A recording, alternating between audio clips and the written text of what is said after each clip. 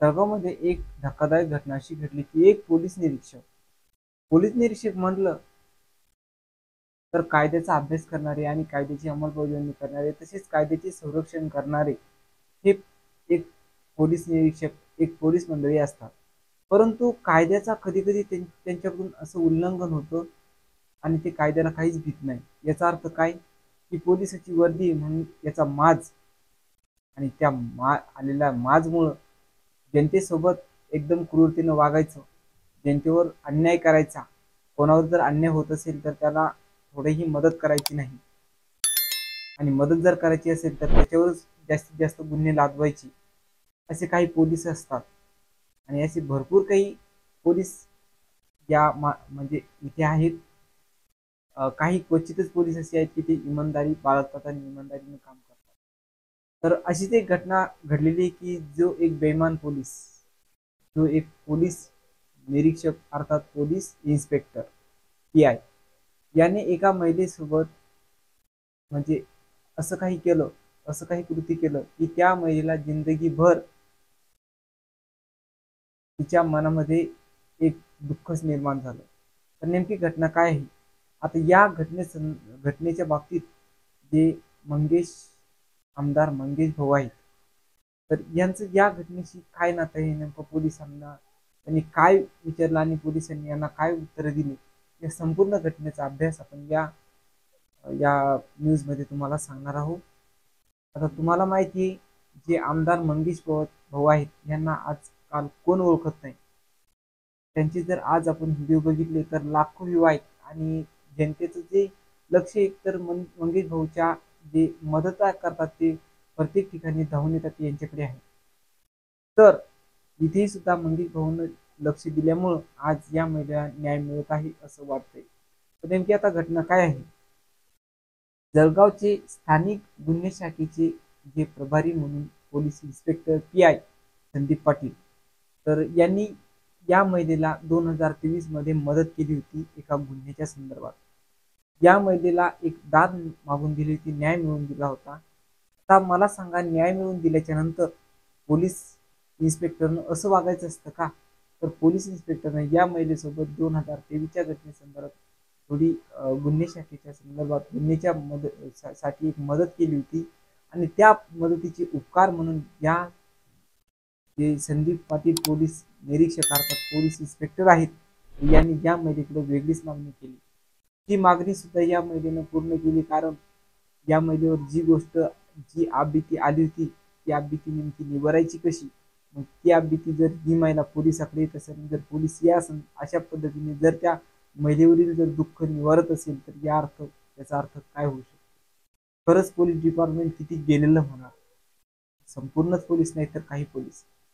मंगेश चव्हाण यांच्याकडं हे प्रकरण ज्यावेळेस आलं आणि त्यावेळेस याची थोडीशी चौकशी झाली, तर त्यावेळेस खरोखर हा पोलीस निरीक्षक अर्थात पोलीस इन्स्पेक्टर संदीप पाटील त्या महिलेसोबत कसे म्हणजे व्यवहार केले आणि कायद्याचा भंग कसा केला हे संपूर्ण या घटनेत जाणून आलं.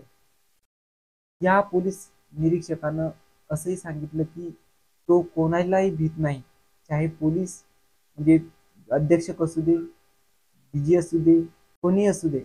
आणि असं या पोलीस निरीक्षकानं सांगितलं होतं. तेच नव्हे तर सांगितलं की पालकमंत्री त्याच्या खिशात आहेत, तो कोणालाही भीत नाही. मला सांगा, जर कायद्याचं पालन जर पोलीस अशा पद्धतीत करत असेल तर खरंच सामान्य जनतेचं कसं होईल? हा मोठा प्रश्नच आहे की नाही. 29 ऑगस्ट रोजी जिल्हा नियोजन समितीची एक बैठक बसली होती. त्या बैठकीमध्ये आमदार मंगेश चव्हाण यांनी संपूर्ण जे ऑडिओ क्लिप आहे ती बैठकीत मांडली होती. त्या बैठकीमध्ये हा जो पोलीस निरीक्षक आहे संदीप पाटील यांनी जळगावचा स्थानिक गुन्हे शाखेचा निरीक्षक संदीप पाटील यांनी स्पष्ट सांगितलं होतं की तो कोणालाही भीत नाही.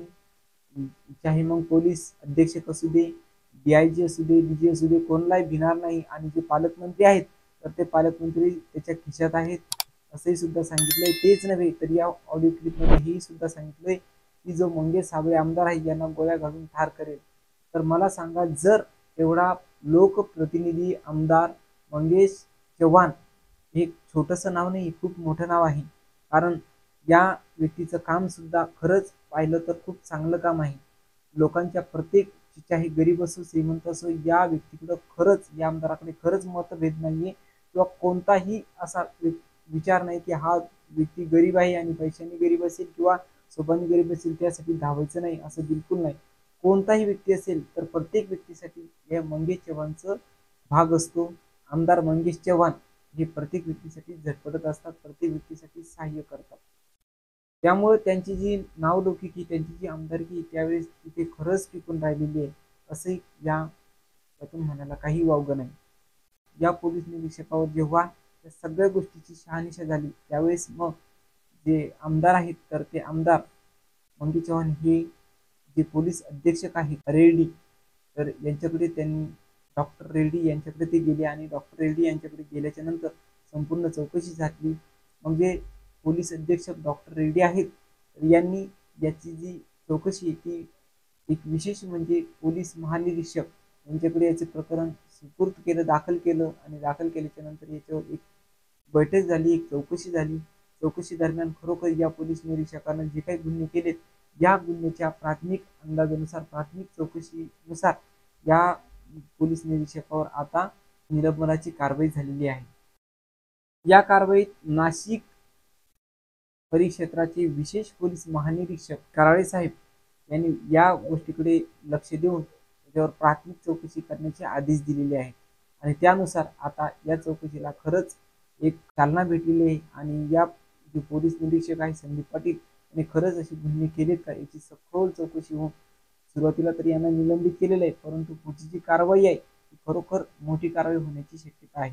29 ऑगस्ट 2025 रोजी ज्यावेळेस जिल्हा नियोजन समितीची बैठक झाली त्यावेळेस आमदार मंगेश चव्हाण यांनी ज्यावेळेस ही एक ऑडिओ क्लिप बैठकीमध्ये पारित केली होती त्यावेळेस उपस्थितांमध्ये आणि प्रशासनामध्ये याविषयी खळबळ झाली होती. खरंच पोलीस निरीक्षकाने एका महिलेवर अन्याय अत्याचार केला. 2023 मध्ये या महिलेला तिच्या गुन्ह्यामध्ये तिला मदत केली होती आणि त्याचा जो बदला म्हणून एका महिलेवर शारीरिक संबंध करायचे, तिच्यासोबत गलिच्छ वागायचं, हा पोलिसाचा प्रकार खरंच वरवरून वाटतो का? खरं सांगा, पोलीस काय आहे तुम्ही सांगा? कायद्याचे रक्षण करणारे, कायद्याचे भक्षक जर असे पोलीस असतील तर खरंच अशा पोलिसांना वर्दी सुद्धा शोभत नाहीये. तुम्हाला काय वाटतं जरूर कमेंट मध्ये सांगा. आणि होतोपर्यंत खरंच आपला महाराष्ट्र किती परिपक्व आहे आणि आपल्या महाराष्ट्रातील पोलीस खरीच असे खरंच का बरं आहेत? त्यांना खरंच वर्दीचा एक माज आहे की काय, किंवा खरंच कायद्याचा भंग करतात की काय, असे या यातून जाणवतं की नाही? जरूर कमेंटमध्ये सांगा. तुम्हाला हा व्हिडिओ कसा वाटला? जर हा व्हिडिओ जर आवडला तर लाईक करा, आपल्या चॅनलला सबस्क्राईब करून ठेवा आणि आपण प्रत्यक्ष स्टडी करून तसेच न्यूज ॲनालिसिस करूनच तुम्हाला माहिती देत असतो. तर चला भेटू एक नंतरच्या नवीन कथेसोबत. तुम्ही तोपर्यंत तुम्ही तुमच्या परिवाराची काळजी घ्या, स्वतःची दक्षता घ्या. जर तुमच्यावर काही असा प्रसंग आला, जर एखादा पोलीस अधिकारी किंवा पोलीस प्रशासन तुमच्याला कोणी मदत करत नसेल तर सरळ सरळ जे अप्पर पोलीस असतात त्यांच्याकडे जा. तुम्हाला पूर्णपणे मदत केल्याशिवाय म्हणजे ते पोलीस जे अप्पर पोलीस आहेत ते चालना करतीलच. तर चला भेटू एक नंतरच्या नवीन कथेसोबत. धन्यवाद.